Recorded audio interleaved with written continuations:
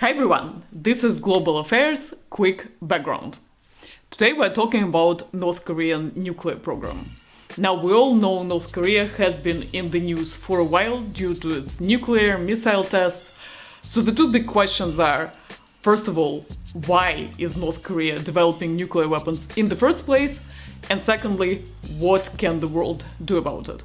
So let's take a look at both. So why has North Korea been developing its nuclear weapons? Well, the short answer is to guarantee the survival of its regime. We all know that the supreme leader of North Korea is Kim Jong-un, and that's been a dynasty of leaders. So he's in the third generation of this dynasty, with his grandfather Kim Il-sung being the first supreme leader of North Korea. Now, how did this regime come about? Well, it came about after the Second World War. Prior to that, Korea was occupied by Japanese forces, but in the Second World War, Japan lost, and as a result, Korean peninsula was occupied by victorious powers. In the north, it was the USSR, and in the south, it was the US. Now, the idea was that there will be negotiations that will take place and Korea will be reunified, but these negotiations failed. So, as a result, the USSR supported Kim Il-sung, the grandfather of Kim Jong-un, to come to power in North Korea, and essentially since then the Soviet Union was guaranteeing the survival of this regime and this dynasty. Now, in 1991, Soviet Union collapses. As a result, North Korea is standing there without its protector, without its guarantor. And the fear that it faced was that its regime can be toppled anytime. This is where nuclear weapons come into play, because this is when North Korea decides that it needs nuclear weapons in order to guarantee its regime survival on its own. The calculation was that if North Korea starts showing that it has nuclear weapons, other powers would not risk to attack it because it would result in a disastrous war. So since then, North Korea has been developing nuclear weapons using the technology that it received from the USSR for its nuclear reactors for energy purposes. And shortly afterwards, North Korea started testing the nuclear weapons, and at this point, interestingly, no one was knowing for sure how advanced this North Korea program is, to what extent they already have nuclear weapons.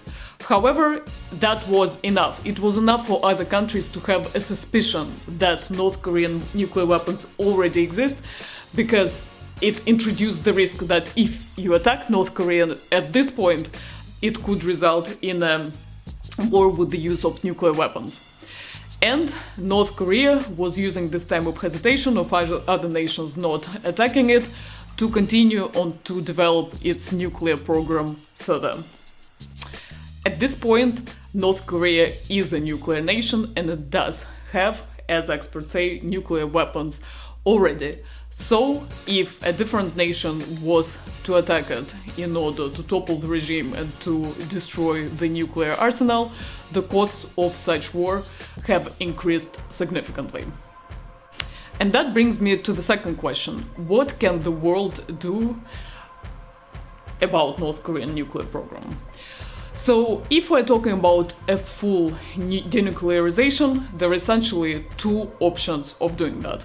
The first option is to destroy nuclear weapons by force, and the second option is to put crippling economic sanctions so that either the regime topples on its own or North Korea decides to give up its nuclear weapons under the pressure of these economic sanctions.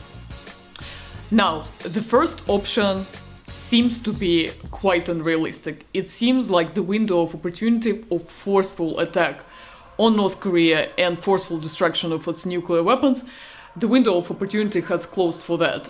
If the US, for example, any US administration in the past did not take the risk of attacking North Korea back when its nuclear program was nascent and when there was still a chance that it's not advanced and North Korea still doesn't have functioning nuclear arsenal, Then now, when the experts are already saying that North Korea has these nuclear weapons, the cost of such an attack would be huge, and it's unlikely that any, say, US administration will be willing to take this on. Now, you may ask, is there a different way of doing it without a full-on invasion? For example, through targeted attacks at specific nuclear sites in order to destroy them this way? Now, it's a very good question. However, in order for such operation to succeed, you need to know exactly how many nuclear weapons North Korea has and where exactly they're located. And obviously, North Korea has been keeping this information as a top secret. Now, there is the second option, which is the option of crippling economic sanctions, which will either topple the regime on their own or will force North Korean regime to give up nuclear arsenal in order to have the sanctions removed. Now, this is exactly the option that the US has been pursuing for a while and is pursuing up until now, but this option doesn't seem to be proving effective. North Korea, despite a huge economic pain that it's under, doesn't seem to be willing to give up its nuclear weapons, and one of the reasons is that it has an example of Libya in front of it. What happened with Libya is that it was also developing nuclear weapons, but then it decided to go through negotiations with the US to cooperate, to really destroy its nuclear program, only to see that afterwards, as Arab Spring came about, the US supported rebel groups, and these rebel groups ultimately killed Libya's leader, Muammar Gaddafi. And North Korea simply doesn't want to face the same situation. Another important reason for why sanctions are not really working is the following. For sanctions to work, all global countries need to apply them, but we all know that China still continues to be a North Korean economic lifeline, and that's because China is not necessarily interested for North Korean regime to collapse. It will face refugees, weapons coming from this country into its territory, and also this new regime, there is a chance that it will be a pro-US regime, so China does not want to have a pro-US regime right next to its borders. And so this brings us to a conclusion that option one of a forceful destruction of nuclear sites seemed to be too costly, and option two of economic sanctions that would force North Korea to give up its nuclear arsenal is not effective. So what are we left with?